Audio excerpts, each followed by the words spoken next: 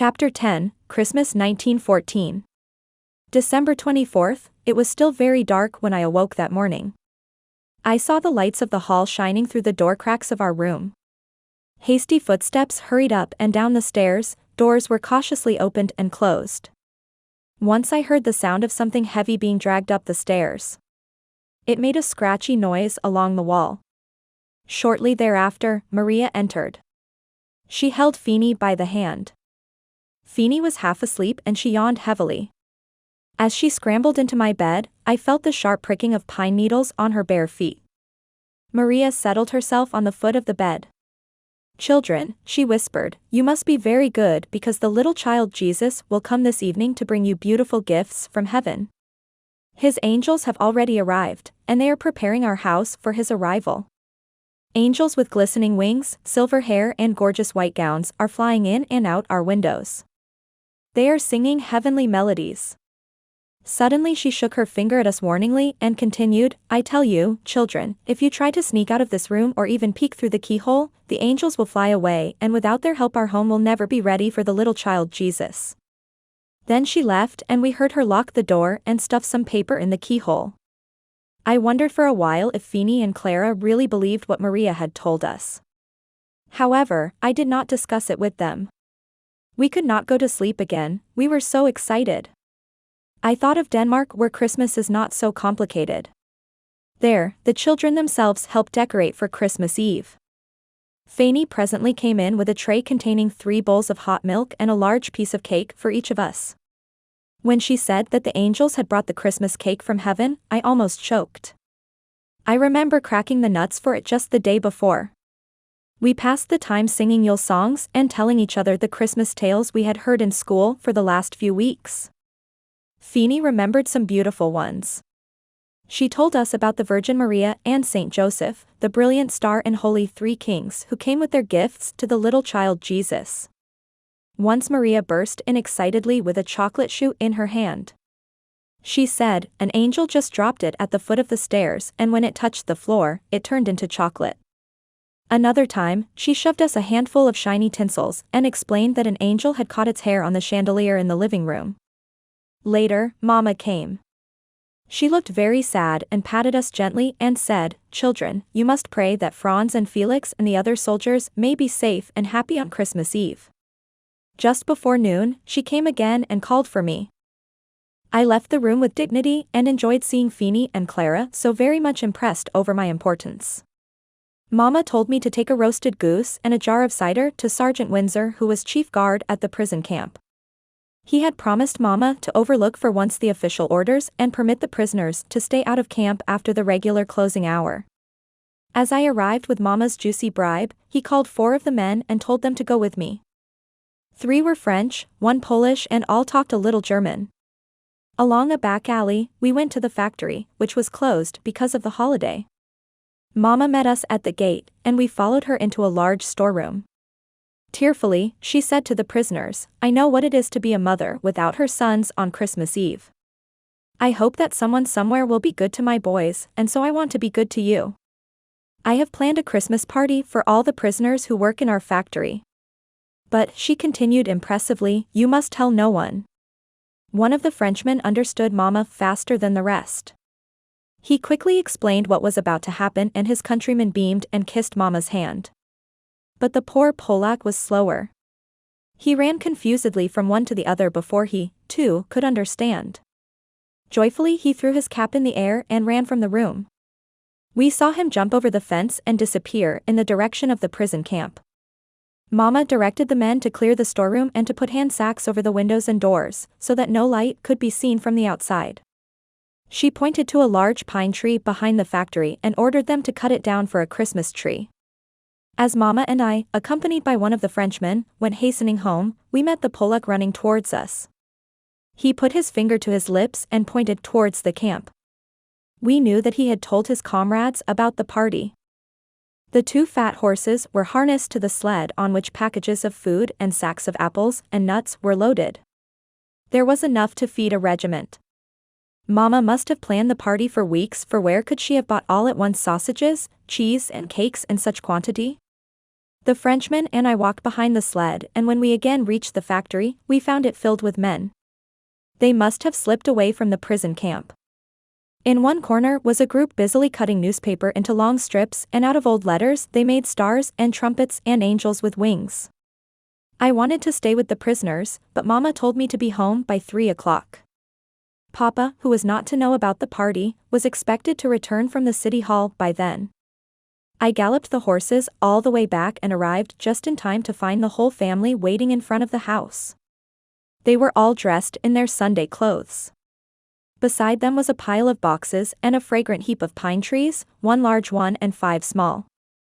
These were tied to the rear end of the sled, and Mama, Maria, and Feeny settled themselves in the back seat.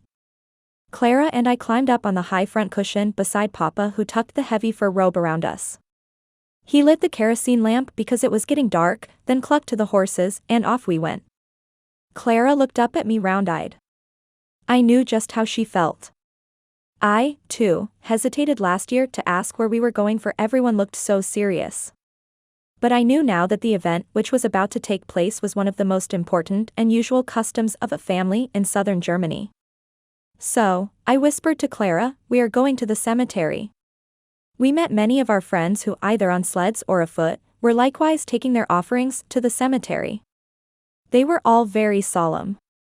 Only the men saluted each other silently. We stopped first at the St. Augustine Church.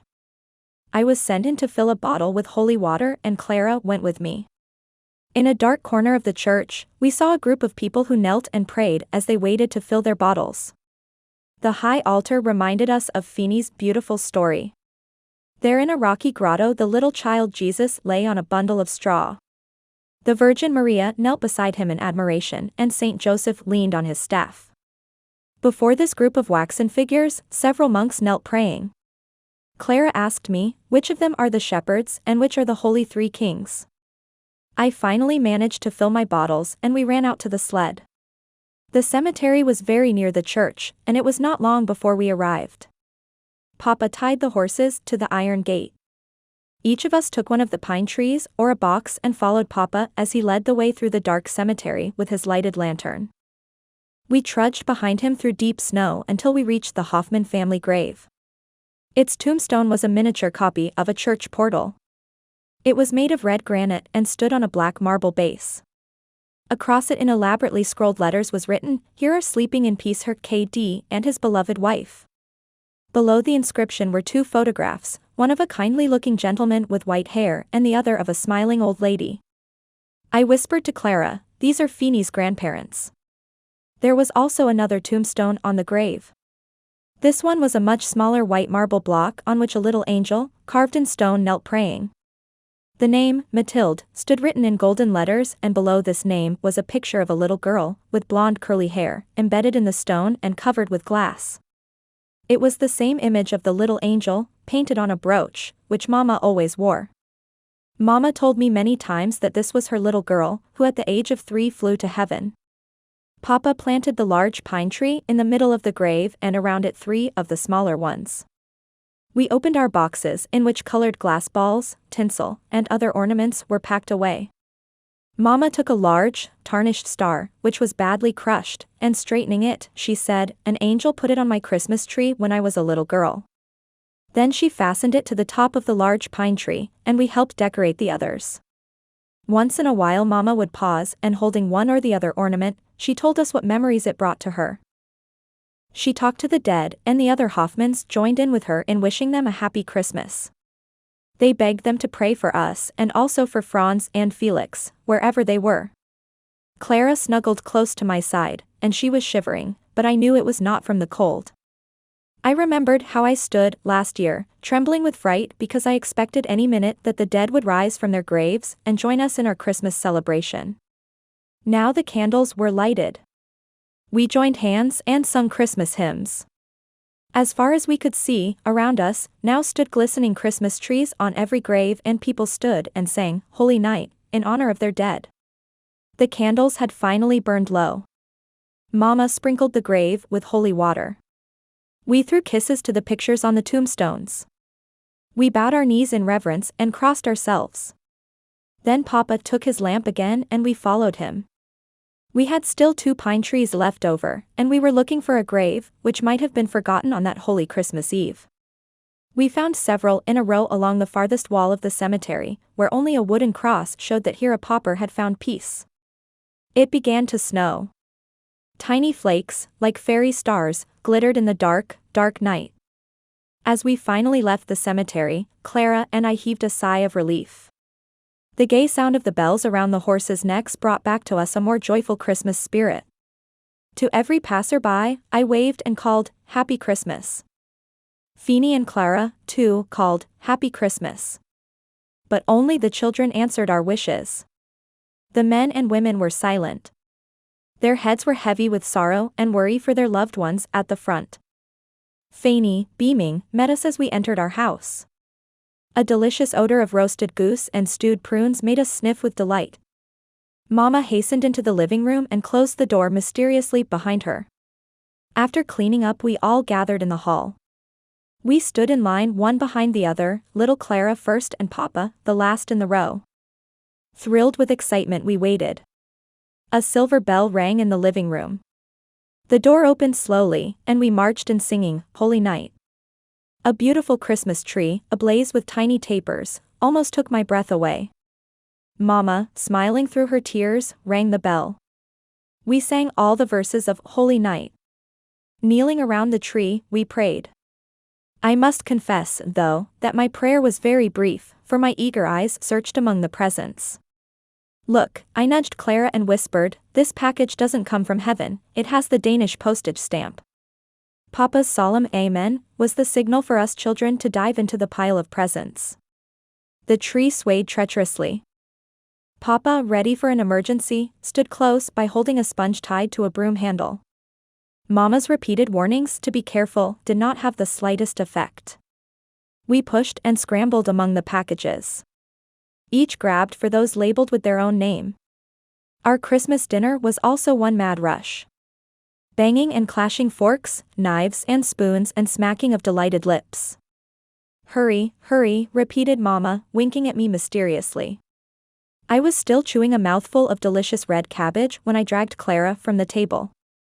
She insisted on gnawing her goose wing while I laced her snow boots. Papa, alone but undisturbed, continued to enjoy his Christmas dinner. He did not question our excitement, which made me wonder if he knew about our party for the prisoners. Once again, we piled into the sled and were on our way to the factory. The road was deserted. Through every window, we saw a happy family gathered around a flickering Christmas tree, singing joyful Christmas carols. We entered the factory by a narrow gate in the rear. To our surprise, we heard no sound, nor did we see a light from within. Mama brought Felix's violin and his lute, also Fran's old accordion, which she had found in the attic. Feeny took her zither along. Slowly, with caution, we crossed the frozen pond. Giggling, we tiptoed into the building. I was very conscious of the hobnails in my boots as we trotted along the narrow hall towards the storeroom. Its door was wide open. A bright light glared toward us, but not a sound could be heard. None of us uttered a word.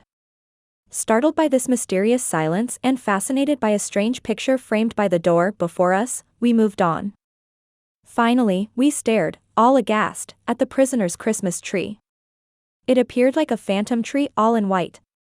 Its branches were completely covered with a thick layer of chalk and heavily loaded with odd ornaments and strings of paper, which the prisoners had cut from magazines and letters.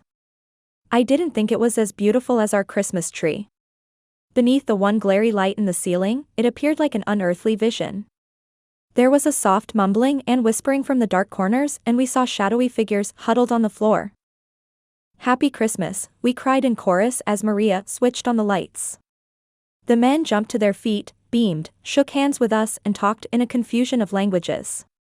To our amazement, we saw that not only the prisoners who worked at the Hoffman factory were present. Judging from the large gathering, we knew that Corporal Windsor had scarcely kept 1 or 2 men at his camp. Mama handed Felix's violin to a Frenchman. A Russian sat on a pile of sacks and tuned Feeny's zither. The lute had also reached some prisoner, and another Russian stood below the Christmas tree with the accordion. With a faraway look, he played a melody. A group of men gathered around him. With strong rich voices, they sang their kolyadas. A Russian lifted me on his knees. In broken German, he said, "These kolyadas have been our Christmas songs since ancient times. They are the wedding songs of the sun, the mistress of the mansion above," he recited with a grandiose gesture. "Christmas Eve is the night she embraces the moon, and their children, the million smiling stars brighten their happiness." Of course, he nodded assuredly, in some parts of Russia the sun is the palace of the Holy Virgin, and the stars are believed to have been lighted by her faithful saints. Still, all Russia knows that Christmas Eve is celebrated in honor of the sun. Christian or heathen, peasant or Cossack sing praise to her with these old kolyadas. He tried to translate the words for me. However, I remember only the refrain when I wanted to write them in my diary. The first room for the bright moon. The second room for the red sun. The third room for the many stars. My Russian friend looked at me very sadly and whispered, "We don't have a Christmas tree in my country." I was just about to feel sorry for all the little Russian boys and girls when he exclaimed, "But, oh, how we are happy back home. We built a huge bonfire in our village square. People from far and near gather around. We pray and make merry. Accordion and zither send forth their strains while gay lads and girls with lighted torches dance around the fire. Young and old embrace each other and with joy they cry their happiness." Then, he said, with his eyes still closed, "The most beautiful girl is dressed in all white. She is the goddess of the sun. Her throne is a white sled, ornate with pictures of our saints. A group of young men are her gallant team of horses. Singing they draw her through the village street. The peasants, festively gowned, follow her, praying." I had to hold on to my friend's shoulders, for he would have let me slide from his knees. His head tipped back. He stretched out both arms as if to clasp his dream about a happy Christmas in his country. Looking around me, I found Feeney standing among a group of Frenchmen. "It may be funny what they say, but, gracious, it's all Greek to me," she called, bursting out laughing. Mama and Maria watched a Polak dance to a tune of the zither and Clara sat in a far corner next to a prisoner. He was patting her hair tenderly and telling her something which must have been rather sad, for I saw him dabbing his eyes. I caught a glimpse of Mama who stood proudly nodding her approval. I did not want to disappoint her and answered politely whatever the Frenchman said with a nonchalant, oui, or, monsieur, firm as la porte, or again, pour vous, la guerre est finis. Corporal Windsor appeared at 11 o'clock. His face was purple, his eyes were swollen. Seemingly Mama's cider had been quite sufficient to help him pass a happy Christmas. "All men return to camp," he bellowed with a hoarse voice. Grinning from one corner of his mouth he winked at Mama. I knew then that his grim anger was not in earnest. He simply thought it necessary to redeem his respect. Shortly the entire tree was removed, and the sacks pushed back to their former places. The prisoners stood in line and marching they followed Corporal Windsor. They waved to us and swinging their caps thanked Mama. It was near midnight as we plowed our way home through deep, newly fallen snow. The church bells sang joyously, "Give thanks for the birth of Christ." People from every home hurried to the high mass. Feeney, Clara and I, exhausted after the excitement of our wonderful Christmas, hurried to bed. We didn't see Papa. However, as little Clara tiptoed into the living room to kiss her dolls goodnight, she said she had seen Papa and Mama leaving the house. Each carried a prayer book and Mama told about the party. Soon I fell asleep with but one regret: Christmas comes only once a year. The next morning, I awoke with a cheerful heart, for I knew that no school was on my schedule for that day nor the following days until January 15th. Our windows were densely covered with pretty ice flowers. The snow fell sparsely and in tiny flakes. I hoped for just a few more days of bitter cold so the lakes would freeze thick enough for skating. The wooden plows had been drawn through the streets. The high heap of snow on either side suggested to us children playing soldiers in trenches. Ludwig and I stood at the bridge, exhausted after a strenuous snowball battle. Leaning over the railing, we watched the clear green waters of the Danube rush below us. Once in a while we saw ice blocks flow by which had been carried down from the high Alps by smaller streams. Ludwig thought they were huge, but I told him about the ones I had seen in Denmark and Norway. I described these as enormous masses. Large like houses, I said, enjoying his amazement. Although I had never seen an ice block of such abnormal size, insisted, large like houses. Ludwig, convinced, stared at me wide-eyed. My imagination took the better of me. Suppose, I said, one of these blocks would flow on the Danube. It would not have to be of real ice. Just so the people who saw it would be deceived. Suppose, I continued earnestly, soldiers, with guns and ammunition, would be hidden within. Something like the Trojans in their wooden horse. As you know, the Danube comes from the Black Forest, which is not far from France. You see, it would be very easy for some Frenchmen to sneak over the border, build one of these ice blocks and flow down the river until they reached Neuburg. Ludwig, awed, chewed his lip. Just like the Trojans, they would wait until night, I whispered dramatically, while the city sleeps, unaware of danger, the enemy would sneak forth for a deadly attack. Ludwig stood rigid. He pressed his blue frozen fists into the snow along the railing. With a deep frown, he stared into the Danube at our imaginary Trojan ice block. Yes, he muttered between his teeth, they would come. As they pass through low wooden bridges, they tear them away. Slowly, gliding unsuspected. Suddenly he swirled towards me, clapped his hands against his knees, and shouted, but we would know. Our army would know. He stood at attention, General, our army is ready. For a while, I did not grasp for what my army was ready. However, L stood as a general would and commanded, Private Ludwig, your report about the approaching enemy deserves a reward. I raise you to the rank of corporal. Assemble our men. We will save the city. At dark we will meet over there, below the hazel bushes, along the river. I told Feeny and Clara. To Mama's surprise, we went to bed right after supper. It seemed to me I waited an eternity before all the Hoffmans had gone to sleep. Without noise, I began to dress. Clara, too, crept from her bed. Drowsy and yawning, she fumbled with her stockings. Suddenly she grunted, I don't want to be a hero, and slid back between the warm covers. I was utterly disgusted with her and sneaked through the window, along the balcony to Feeny's room. I rapped softly at the shutter. After 5 minutes, my patience was exhausted. Still no response, I climbed down the lattices, out into the street. It was a cold starless night, not a soul in sight. The lampposts drew enormous shadows upon the piles of snow. I ran panting through the strangely quiet streets.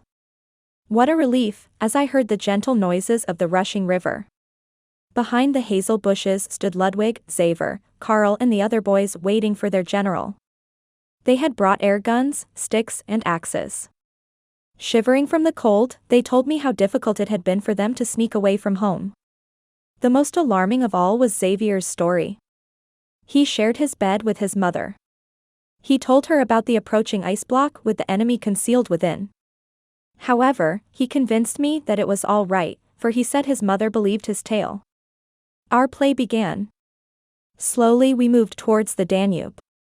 Just like soldiers, we crouched on the ground. I pressed my ear against the frozen snow as if to listen for steps. Horror.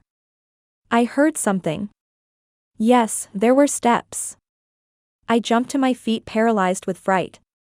We all listened. No doubt, slow measured steps advanced toward us. Then we heard a voice. Frantically we ducked behind the hazel bushes. We lay breathless in the snow. A figure approached. A man. A tall operator, not a soldier. He talked, but we could not see with whom. Our imagination ran wild. A spy, I gasped. A murderer. A robber, stammered the others. We had come to defend the city, and here we lay terror-stricken and trembled in the cold dark night. The mysterious man stopped. He gesticulated toward the river. He stood right in front of our hideout, fumbled in his pocket, and lit a cigar. The tiny match flickered long and bright enough for me to recognize Lawyer Schroeder. To think that we were afraid of him. Stretching his arms, he recited, she waved a silver ribbon through their snow-crowned locks. I chuckled as he disappeared. We are going to read his poem in the next Sunday paper.